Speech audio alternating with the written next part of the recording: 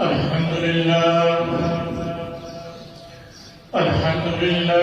نحمده ونستعينه ونستغفره ونؤمن به ونتوكل عليه ونعوذ بالله من شرور أنفسنا ومن سيئات أعمالنا ونعوذ بالله من شرور أنفسنا ومن سيئات أعمالنا ونعوذ بالله من شرور أنفسنا ومن سيئات أعمالنا من يهده الله فلا مضل له ومن يضلله فلا هادي له ونشهد أن لا إله إلا الله وحده لا شريك له ونشهد أن سيدنا ونبينا وشفيعنا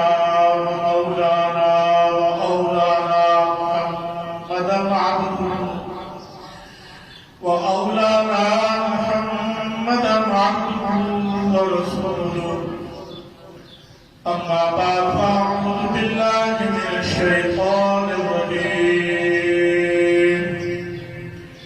بسم الله الرحمن الرحيم ألف لام ميم ذلك الكتاب لا ريب فيه هدى للمتقين الذين يؤمنون بالغيب ويقيمون الصلاة ومما رزقناهم ينفقون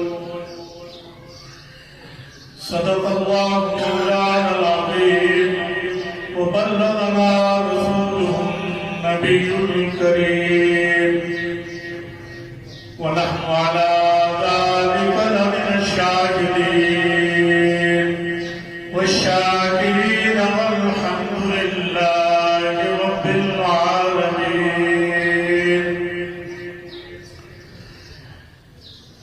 إن الله وملائكته يصلون على النبي يا أيها الذين آمنوا صلوا عليه وسلموا تسليما دل کی گہرائی سے شریف پڑھیں اللہم صل علی سیدنا ومولانا محمد وعلی آل سیدنا وعلی آل سیدنا ومولانا محمد وبارک وسلم وصل علیہ اللہم بارک علی محمد وعلی آل محمد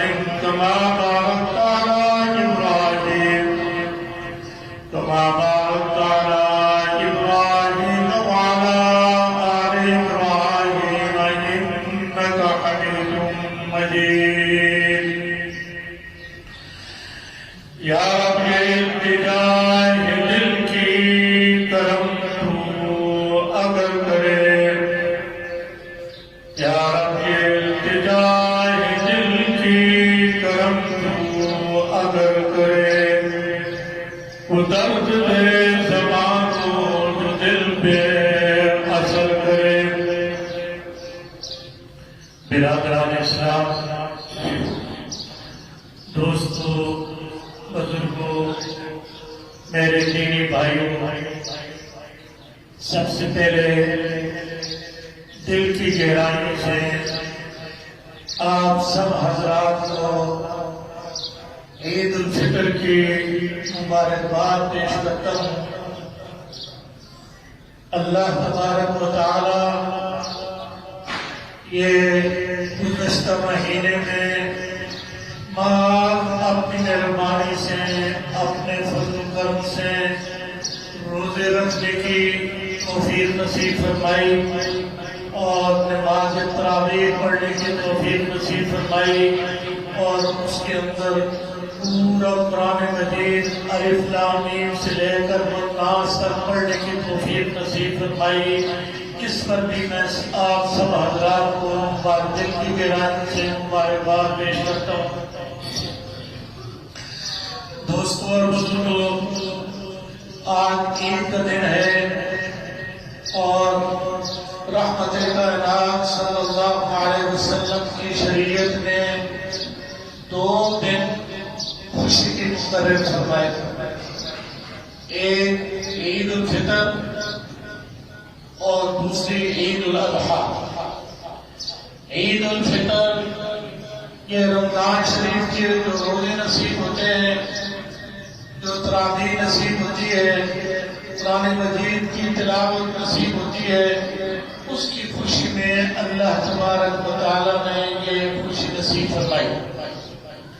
اور عید الاضحیٰ ہے وہ حجاج کرام جن خوش نصیبوں کو وہاں پہنچنے کی سعادت نصیب ہوتی ہے، حج ہوتا ہے اور اس حج کے بعد اللہ تبارک و تعالیٰ نے خوشی کا دن عید الاضحیٰ مقرر کیا ہے۔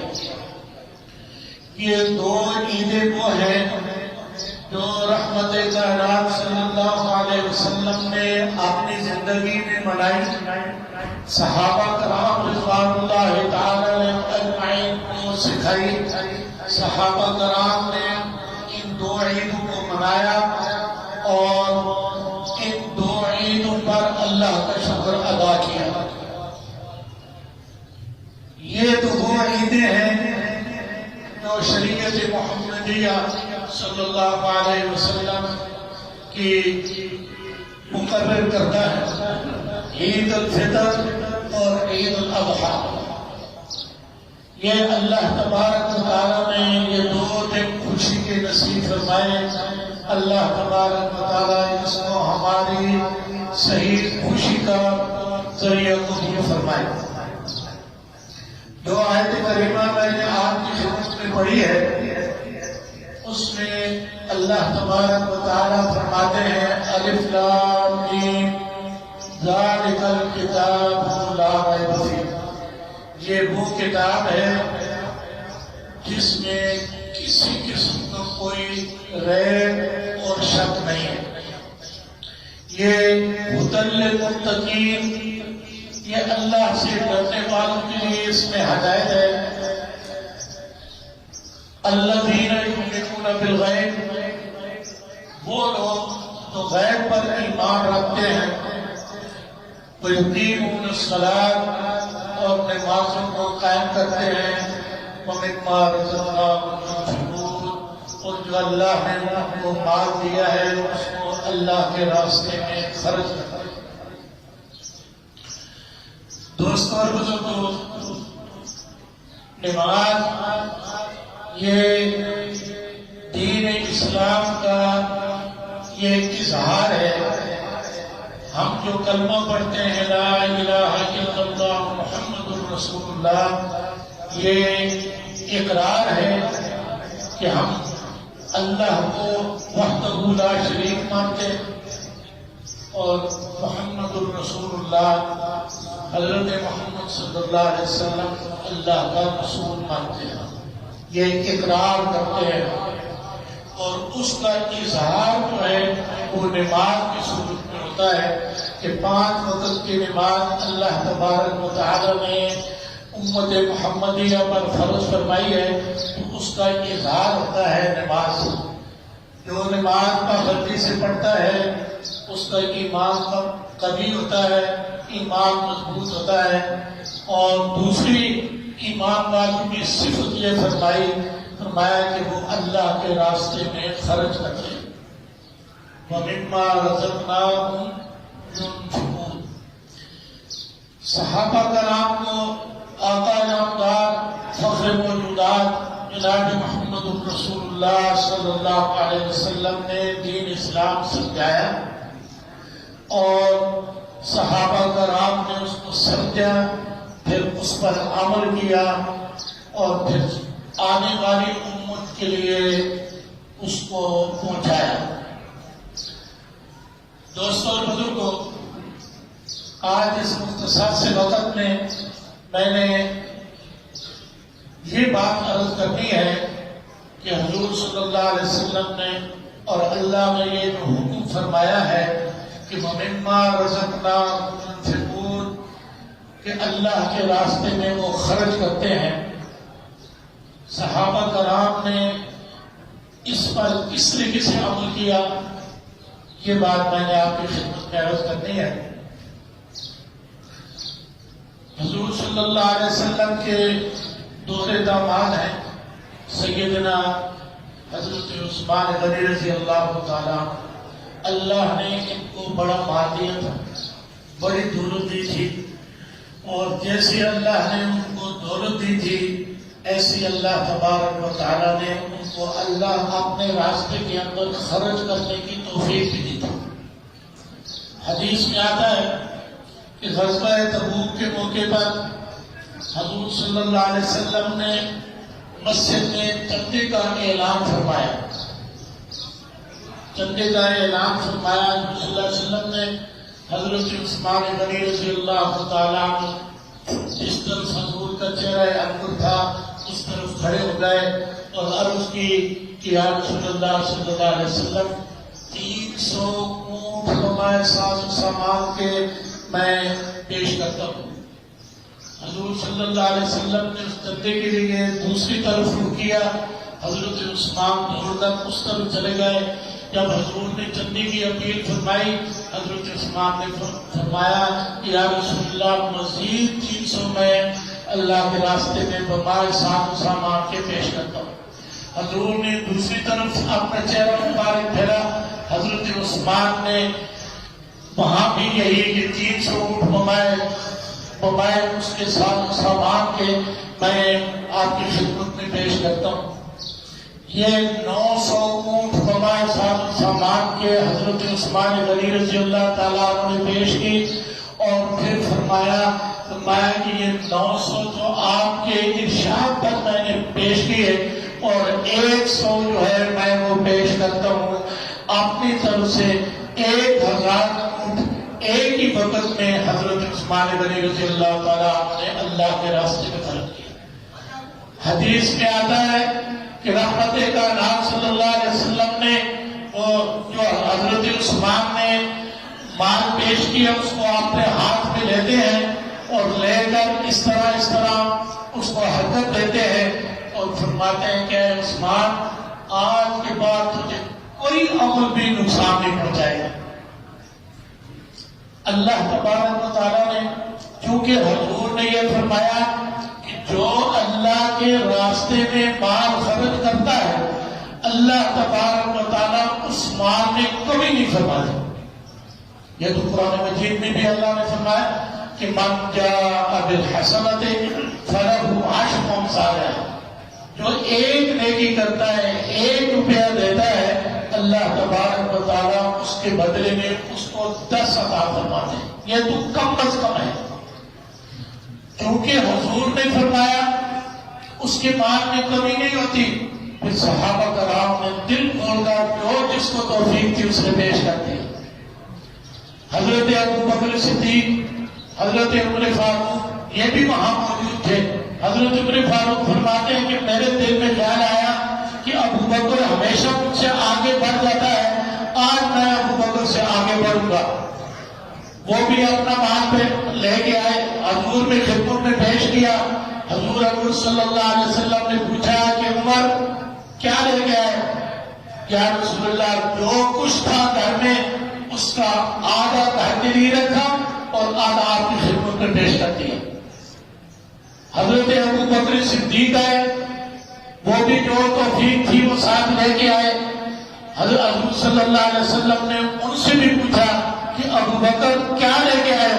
یا رسول اللہ صلی اللہ علیہ وسلم جو کچھ گھر میں تھا وہ لے کے آ گیا ہوں، اور اللہ کا نام جو ہے وہ گھر میں باقی چھوڑا۔ حضرت عمر فاروق رضی اللہ تعالیٰ عنہ فرماتے ہیں کہ میں ابو بکر سے کبھی بھی آگے نہیں بڑھ سکتا۔ تو جہاں اللہ نے حکم فرمایا، حضور نے اس کی تفسیر فرمائی کہ اللہ کے راستے میں خرچ کرنے سے مال کم نہیں ہوتا، اور اگر حضور اتنا ہی فرماتے، ہمارا یقین اور اعتماد تھا کہ بالکل حضور نے سچ فرمایا، لیکن اس معاملے میں رحمت کائنات صلی اللہ علیہ وسلم نے قسم اٹھائی کہ جو اللہ کے راستے میں خرچ کرتا ہے، میں رب ذوالجلال کی قسم اٹھاتا ہوں کہ اس کا مال کم نہیں ہوتا۔ اللہ تبارک و تعالیٰ نے حضرت عثمان کو مال دیا تھا اور اس مال کی حقیقت کو وہ سمجھتے تھے۔ حدیث میں آتا ہے کہ ایک سواری حضور صلی اللہ علیہ وسلم کی خدمت میں آیا اور اس نے عرض کی کہ یا رسول اللہ صلی اللہ علیہ وسلم 2 بچے ہیں اور گھر میں کچھ بھی نہیں، میری مدد فرمائے۔ رحمت کائنات صلی اللہ علیہ وسلم نے فرمایا کہ اتفاق یہ ہے کہ اس وقت میرے پاس بھی کچھ نہیں۔ اب وہ پریشان ہو گئے کہ یہ تو وہ در تھا جس در سے کبھی بھی کام نہیں ہوئی، تو یہاں مجھے کچھ نہیں ملا تو کہاں سے ملے گا؟ حضور صلی اللہ علیہ وسلم نے اس کے چہرے کی طرف دیکھا اور فرمایا کہ ایسا کرو، جاؤ عثمان کی کہا اور عثمان سے کہو کہ میرا کہو کہ اس نے بھیجا ہے، وہ تمہاری کوئی مدد کرے گا۔ حدیث میں آتا ہے کہ چلے گئے تو اتفاق سے حضرت عثمان غنی رضی اللہ تعالی عنہ اپنی آلیہ سے کچھ ناراض ہو رہے تھے کہ رات جو دیا جلایا ہے تم نے اس میں تیل زیادہ خرچ کیا، یہ تیل زیادہ خرچ کیا، اس کی وجہ سے اس پر ناراض ہو رہے تھے۔ اس سائل نے آواز سنی تو وہ سوچنے لگا کہ یہ حضور نے مجھے یہاں بھیجا ہے اور یہ تیل پر ناراض ہو رہے ہیں، تو یہ مجھے کیا دے گا؟ ایک دل کیا کہ واپس چلا جاؤ، پھر خیال آیا کہ حضور نے جو فرمایا کہ اسے کہو تو کہہ دے دو۔ دروازے حضرت عثمان دروازے پر آئے، اس سائل نے کہا کہ مجھے رحمت کائنات صلی اللہ علیہ وسلم نے بھیجا، میں محتاج ہوں تو میری کچھ مدد فرمائے۔ حضرت عثمان نے فرمایا کہ ٹھہرو۔ گئے اور ایک ٹھیلا بھرا ہوا جو رائے کے وقت سکہ تھا، درم تھے یا ترانیر تھے، وہ ایک پورا ٹھیلا بھرا ہوا لا کر سائل کو دے دی۔ اب سائل اس ٹھیلے کو دیکھتا ہے، وہ جو بات سنی تھی اس کی طرف توجہ جاتی ہے تو وہ ذرا پریشان ہوگا کہ یہ کیا معاملہ ہے۔ حضرت عثمان غنی رضی اللہ تعالیٰ عنہ پوچھتے ہیں کہ کیا یہ تھوڑے؟ وہ عرض کرتا ہے کہ جی نہیں، تھوڑے تو نہیں ہیں، یہ تو اتنے ہیں کہ میری نسلوں کے لیے بھی کافی ہے، میں کسی اور بات پر فکر مانوں۔ پوچھا کیا فکر ہے؟ نے کہا فکر یہ لگی ہوئی ہے کہ میں نے آپ کی آواز سنی تھی، اور اس آواز میں آپ اپنے گھر والے سے الجھ رہے تھے، گھر والے سے ناراض ہو رہے تھے کہ آپ تیل زیادہ ڈالا، تو میں سوچنے لگا کہ تیل پر جو ناراض ہو رہے ہیں وہ مجھے کیا دیں گے، تو آپ نے کتنا کچھ دے دیا۔ جو بات دوستوں اور بزرگوں حضرت عثمان نے فرمائی وہ ہمارے لیے سبق ہے۔ ہم اپنی زندگی میں وہ بات ہمیں یہ دعوت دیتی ہے کہ ہم اپنی زندگی میں غور کریں کہ کیا ہمارا ایمان بھی اتنا پختہ ہے، ہم بھی اس قسم کی سوچ رکھتے ہیں۔ حضرت عثمان نے فرمایا کہ حقیقت بتاؤ کہ کیا ہے؟ جی حضرت کیا ہے؟ حقیقت یہ ہے کہ وہ جو تیل تھا نا دیگے میں، وہ میری ذاتی خرچ تھا، اور یہ جو میں نے تمہیں دیا ہے نا، یہ رحمت کائنات صلی اللہ علیہ وسلم کے فرمان پر اللہ کے راستے میں دیا ہے۔ اور فرمایا اب ہمارے لیے سوچنے کا مقام ہے نا کہ ہم سوچیں کہ ہم بھی دین کے کاموں میں کتنی کوشش کرتے ہیں، کتنا اپنا کام خرچ کرتے ہیں. کیا یہ حقیقت نہیں ہے کہ گھر کی ساری ضرورتوں کی ہمیں فکر ہوتی ہے کہ یہ بھی لانا ہے، یہ بھی لانا ہے، یہ فیس ہے، یہ مکان کا کرایہ ہے، یہ کھانے پینے کے لیے، یہ ساری چیزوں کی فکر ہوتی ہے، اور اللہ کے راستے میں دینے کی فکر نہیں ہوتی. تو حضرت عثمان نے فرمایا کہ وہ میرا ذاتی خرچ تھا اور یہ میں اللہ کے راستے میں دے رہا ہوں. تو اللہ کے راستے میں دیا، لیکن کیا ان کا مال کم ہو گیا؟ کم نہیں ہو گیا. حضور نے فرمایا نا کہ جو اللہ کے راستے میں دیتا ہے اس کا مال کم نہیں ہوتا. اللہ تعالیٰ ہمیں یہ حقیقت نصیب فرمائے. ایک اور واقعہ حضرت عثمان کا یہ سفر ذہن میں آ گیا، عرض کر دیتا ہوں. ایک آدمی کو شہد کی ضرورت پڑی.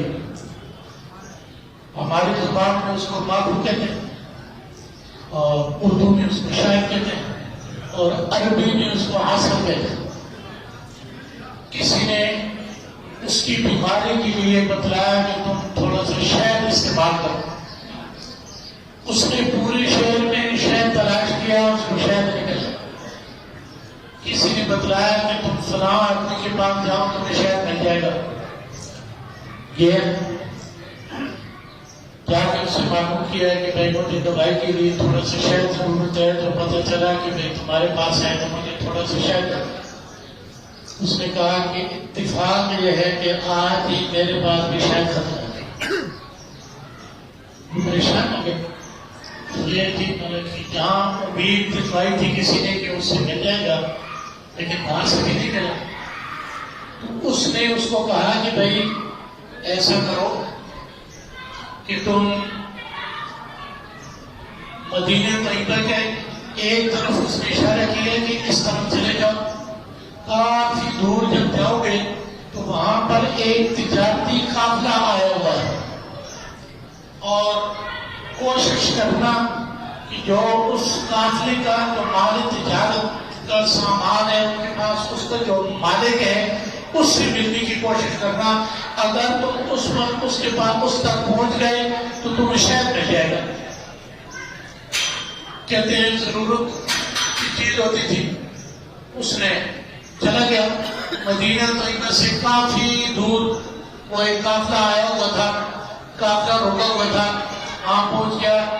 اس نے معلوم کیا کہ یہ جس کا سامان ہے، یہ مال ہے، وہ کون کہاں ہے. اس کو بتلایا گیا کہ فلاں جو ٹینٹ لگا ہوا ہے اس میں اس کا مالک بیٹھا ہوا ہے. وہ تلاش کرتے کرتے اس ٹینٹ تک پہنچ گیا. اس نے کہا کہ مجھے تھوڑا سا شہد ضرورت ہے، آپ کے پاس اگر ہے تو شہد مجھے دے دیں، میں نے دوائی کے لیے استعمال کرنا ہے. تو وہ جو صاحب بیٹھے تھے اس ٹینٹ کے اندر، اس نے اپنے غلام کو آواز دی. غلام آیا، اسے کہا کہ بھائی فلاں اونٹ پر جو شہد لگا ہوا ہے اس میں سے ایک پیپا جو ہے وہ اس کو دے دو. وہ اونٹ پر دو طرف سامان ہوتا ہے، ایک طرف بھی اور دوسری طرف بھی.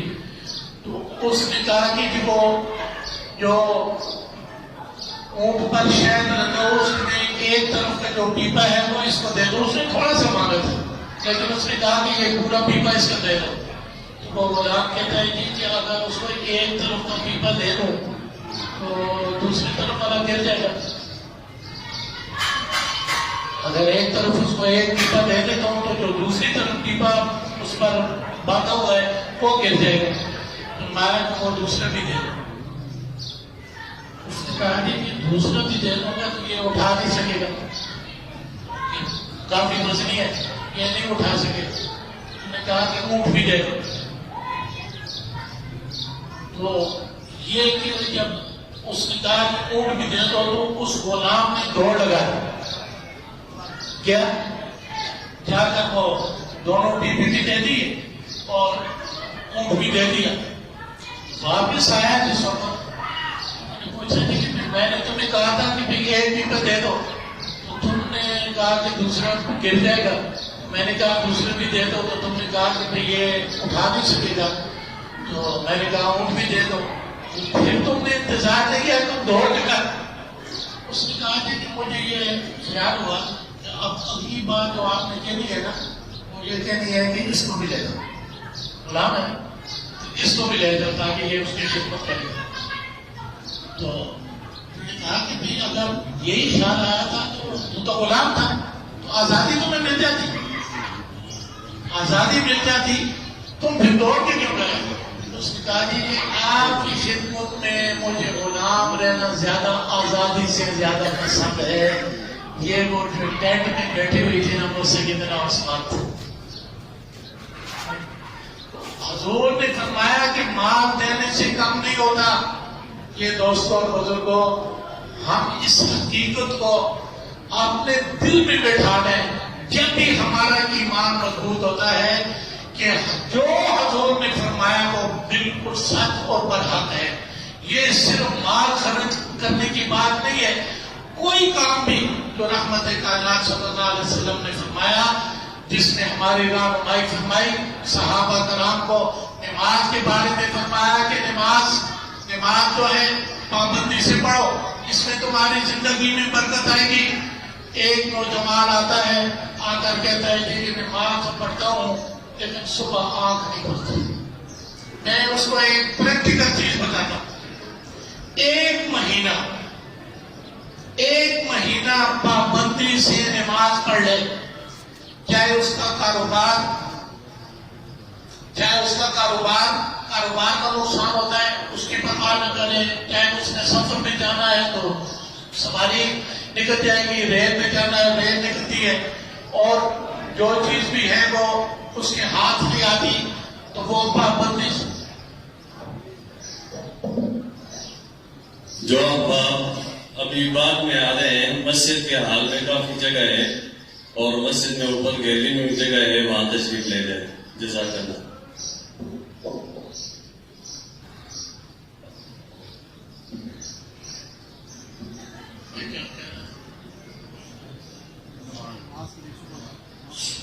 ایک مہینہ پابندی سے نماز پڑھے, تکبیر اولا سے نماز پڑھے, ایک مہینہ پابندی سے پڑھے گا.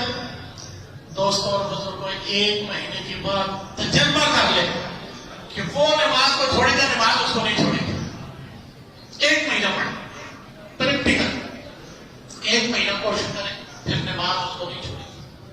اور پھر اللہ تبارک و تعالی اس نماز میں ایسی برکت فرماتے ہیں کہ جب اللہ کا بندہ آ کر اللہ کی بارگاہ میں کھڑا ہوتا ہے, نیت کرتا ہے اور اللہ اکبر کہنے لگتا ہے, تو فرشتے پوچھتے ہیں کہ یا اللہ اب تو یہ تیری دربار میں آ گیا. اللہ تعالیٰ فرماتے ہیں کہ اس کے جتنے گناہ ہیں وہ سارے گناہ ایک طرف کر دو, اس سے سارے گناہ اسے ہٹا دو. وہ سارے گناہ ہٹا دیتے ہیں, وہ نماز پڑھتا ہے. نمازیں پھر ہماری دنیا داری تو آتی ہے, اس میں کچھ کمی رہ جاتی ہے, لیکن وہ ادا کرتا ہے. جب نماز سے فارغ ہوتا ہے تو وہ فرشتے پوچھتے ہیں کہ یا اللہ اب یہ نماز سے تو فارغ ہو گیا, یہ سارے گناہ جو الگ رکھے تھے ان کو کیا کریں؟ اللہ تبارک و تعالیٰ فرمائے گا فرشتوں کو کہ جب ایک دفعہ میرے بندے سے ان گناہوں کو الگ کر دیا تو اب ان کو الگ ہی رہنے. یہ ایک نماز ناصر. نماز یہ ہماری دوستوں کامیابی کا ایک ذریعہ ہے, ایمان کا یہ اظہار ہے. تو یہ مبارک دن یہ اس لیے ہے کہ ہم آپ یہ یاد کر کے جائیں کہ اللہ کے راستے میں خرچ کرنے کا موقع آئے گا تو ہم جس طریقے سے آپ نے ذاتی اخراجات کے لیے فکر کرتے ہیں, اسی طرح اللہ کے راستے میں خرچ بھی کریں گے.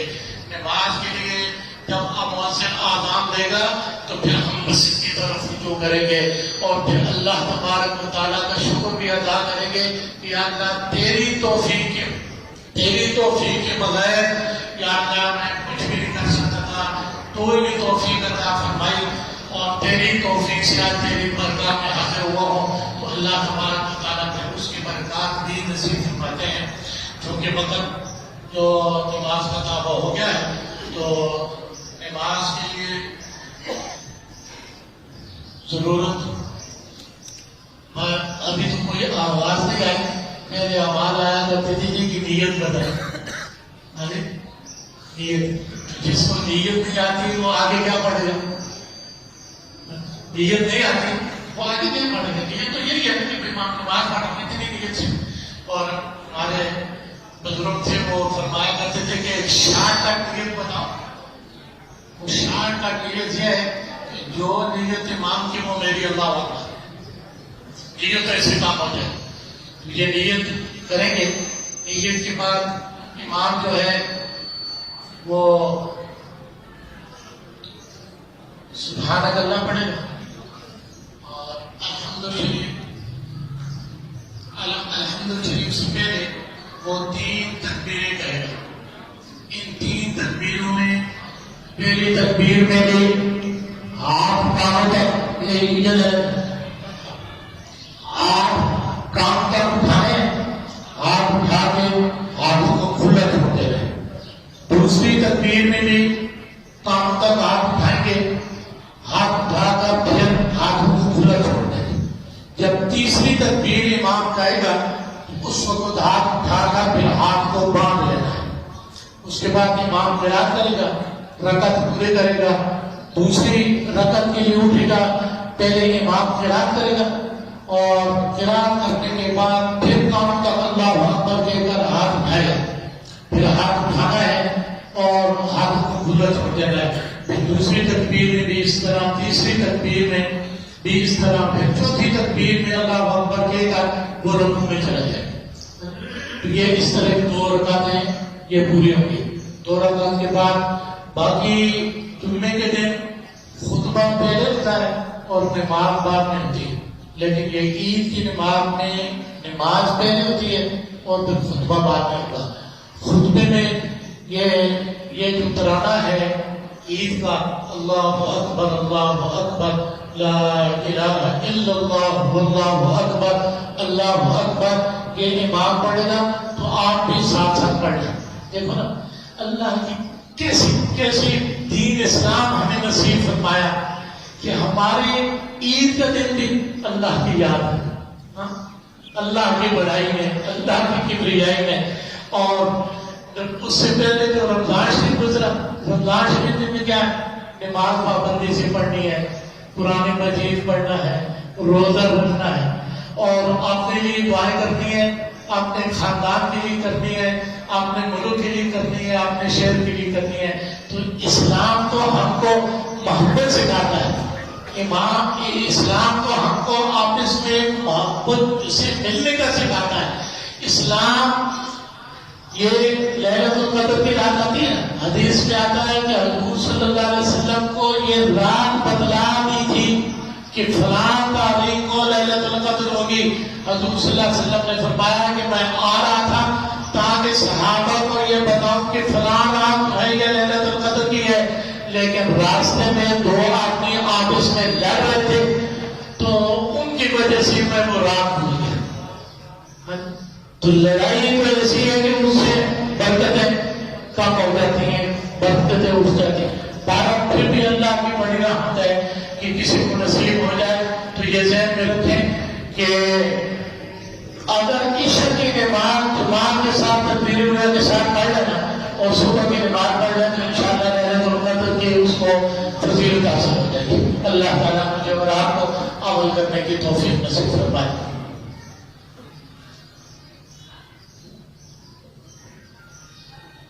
جو احباب سامنے مشرقی جانب